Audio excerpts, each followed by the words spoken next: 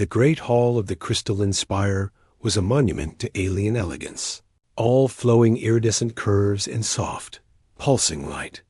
It was also the site of a coup. The gentle, phosphorescent glow now illuminated scenes of harsh struggle as royal guards clad in silver clashed with the brutish, armored figures of the usurper's legion. The air hummed with the whine of stun weapons and the sharp cries of the fallen. Through a hidden conduit meant for maintenance drones, a small figure slipped. She was barely 4 feet tall, her skin a delicate shade of violet, her large, luminous eyes dark with terror. The intricate silks of her gown were torn, and the tiny, bioluminescent crown upon her brow flickered erratically with her panic. She was the last heir of a pacifistic dynasty, and the world was crumbling around her. Her bare feet pattered on the cool, seamless floor of a service corridor, leading away from the spire's heart. The sounds of conflict faded, replaced by the deep mechanical thrum of the station's auxiliary systems. She ran until her lungs burned, until she found a heavy, unadorned door marked with strange angular script. A human script. With a desperate heave, she triggered the manual release and fell inside. The door sealed behind her, muting the station's ambient noise. The room was stark, lit by flat white panels. It smelled of ozone, machine oil, and something organic, like warm soil. In the center, bent over a disassembled gravitational compensator, was a human. He was tall, even by human standards, and broad, his back straining the fabric of his simple gray coveralls. His arms, covered in a light dusting of hair and corded with muscle, moved with a precise, practiced rhythm as he calibrated a micron welder. He did not look up at the sound of the door, assuming it was a delivery drone. The small alien princess gathered the tattered remains of her dignity. She stepped forward, her voice a fragile chime in the utilitarian space. "I seek sanctuary." The human started, turning slowly. His face was plain, weathered by hard work and artificial lighting. His eyes, a calm shade of brown, took in the sight of the tiny, regal, terrified alien in his workshop. He saw the flickering crown, the torn silks, the silent plea in her enormous eyes. He had heard the distant alarms. He knew what she was. He said nothing for a long moment. Then he gave a single, slow nod. He pointed a grease-smudged finger towards a stack of sturdy cargo containers in the corner. "Stay there. Quiet." His voice was a low rumble, like distant machinery. She scurried to the corner, drawing herself into a small, violet shadow. The human returned to his work, but his posture had changed. He was listening, Dot. It did not take long. The door chimed and was sliced open with a screech of tortured metal. 4 of the usurper's guards filled the doorway. They were massive, their chitinous armor gleaming dully, their insectoid faces expressionless behind segmented visors. They carried heavy plasma rifles. Their leader stepped into the room, his multifaceted eyes scanning the space. "You," the guard's voice buzzed through a vocalizer. "A life form is detected. You will surrender the organic matter designated as royal contingent." The human straightened, wiping his hands on a rag. He did not move from his spot between the guards and the corner. "This is a human engineering consortium leased workspace. You are violating territorial accord." "We are the law now," buzzed the guard. "Step aside." The human did not step aside. He seemed to settle into his stance, his hands hanging loosely at his sides. "The accord is with the station's recognized sovereign. You are not them. Leave." The lead guard raised his rifle. "You will be removed." What happened next was not a fight. It was a statement. The guard lunged, aiming to simply brush the obstinate human aside. The human's hand shot out, not with a punch, but with a grasping motion that caught the guard's armored forearm. There was a grinding sound as the human's fingers found a seam, pressed and twisted.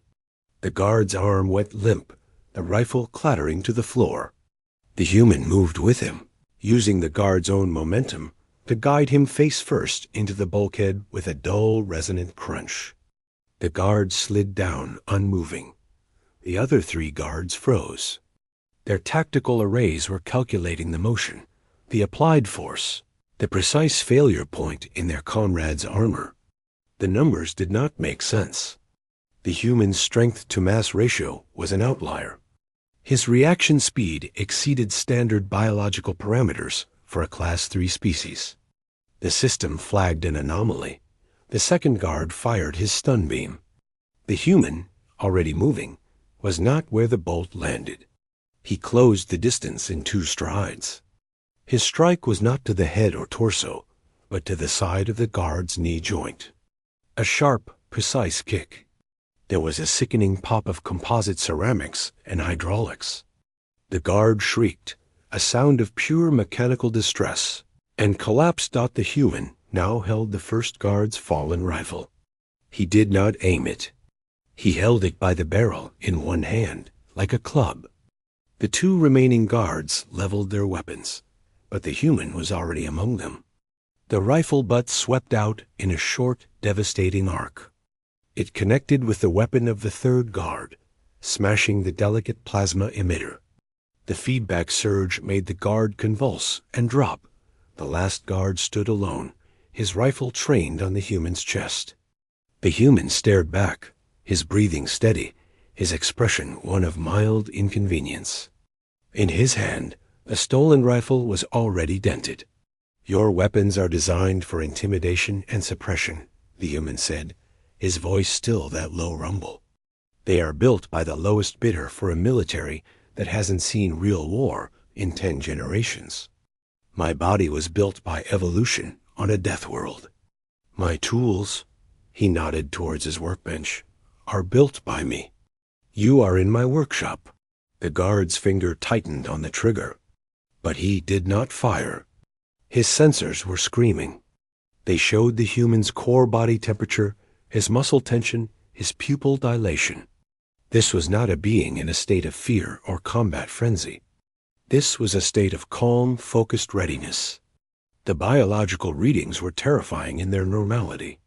To fire was to invite a conclusion his tactical logic already projected with a 97% probability of failure. He stood frozen. From the corner, the small princess watched. She had seen the elegance of her court, the polished speeches, the graceful dances of light that passed for art. She had never seen anything like this brutal, efficient economy of motion. This was not violence for its own sake. It was a response, measured and overwhelming, like a tectonic plate shifting. The human had not taken a life. He had simply demonstrated, with utter clarity, that taking his was an impossible task. The human took a single step forward. The guard took a stumbling step back. "Take your friends," the human said, gesturing with his chin towards the groaning, disabled figures on the floor. "Go." The guard hesitated. Then, with a jerky, fearful motion, he slung his rifle and began dragging his nearest comrade towards the ruined door. One by one, he managed to extract them, leaving only smears of lubricant and a dent in the bulkhead behind. Silence returned to the workshop, heavier now. The human placed the bent rifle on his workbench. He walked to a small sink and began to wash his hands. The grease and grime swirling away, the small alien princess crept out from her hiding place. She approached him, stopping a few feet away. She looked up at the giant who had, with bare hands and terrifying certainty, stopped an Imperial arrest squad. "Why?" She chimed softly. "You are not of my people. You owe no loyalty." The human dried his hands on a clean cloth. He looked down at her, and for the first time, his expression softened, just at the corners of his eyes. "Everyone thinks humans are loud, violent, always looking for a fight," he said, his voice quieter now. "Maybe some are, but where I come from, there's an older idea. You see something small and scared and trying to live. something that powerful people are trying to break for no good reason. He shrugged. You don't have to be the same species to know that's wrong. You just have to have a side. And today, my side was here. He gestured around the workshop. This is my leased space, my accord.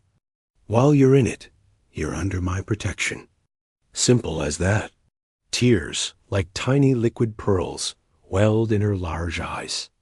Not of fear, but of a relief so profound it shook her small frame.